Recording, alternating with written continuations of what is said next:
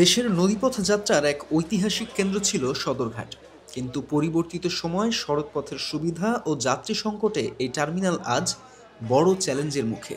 বর্তমানে সদরঘাটে যাত্রী সংকট চরম আকার ধারণ করেছে, ফলে ক্ষতির বোঝা নিয়েই টিকে থাকার লড়াই চালাচ্ছেন লঞ্চ মালিকরা। আগে যেখানে প্রতিদিন সদরঘাট থেকে ১৪০টিরও বেশি লঞ্চ ছাড়ত, এখন সেই সংখ্যা কমে দাঁড়িয়েছে মাত্র ৪০ থেকে ৪৫টিতে। ঢাকার ৪৩টি নদীপথে কার্যক্রমরত লঞ্চের সংখ্যা নেমে এসেছে প্রায় ১৭০-এ।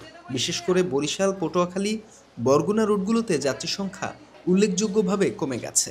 ট্রাফিক জ্যাম, গুলিস্তান থেকে সদরঘাট পর্যন্ত ভোগান্তি এবং চড়া জ্বালানি খরচ মিলিয়ে সমস্যা আরও গভীর হয়েছে।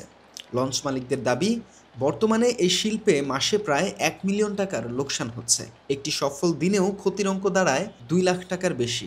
অনেক মালিক আশঙ্কা করছেন, এই ধারা চলতে থাকলে আগামী ৫ বছরের মধ্যেই অনেক লঞ্চ বন্ধ হয়ে যেতে পারে। তবে সব রুট সমানভাবে ক্ষতিগ্রস্ত হয়নি। চাঁদপুর, ভোলা, হাতিয়া, লালমোহনের মতো কিছু রুটে এখনও যাত্রী তুলনামূলকভাবে ভালো। পর্যটন বৃদ্ধি এসব রুটকে কিছুটা টিকিয়ে রেখেছে। তবে সময়ের সঙ্গে তাল মিলিয়ে মানুষ এখন দ্রুতগামী ও সুশৃঙ্খল যাত্রাপথ বেছে নিচ্ছেন, যার ফলে নদীপথ ধীরে ধীরে হারাচ্ছে যাত্রী। বিশেষজ্ঞরা বলছেন, যথাযথ পরিকল্পনা ও নতুন বিনিয়োগ ছাড়া নদীপথের এই ঐতিহ্য রক্ষা করা কঠিন হবে। নিউজ ডেস্ক, মাতৃভূমির খবর।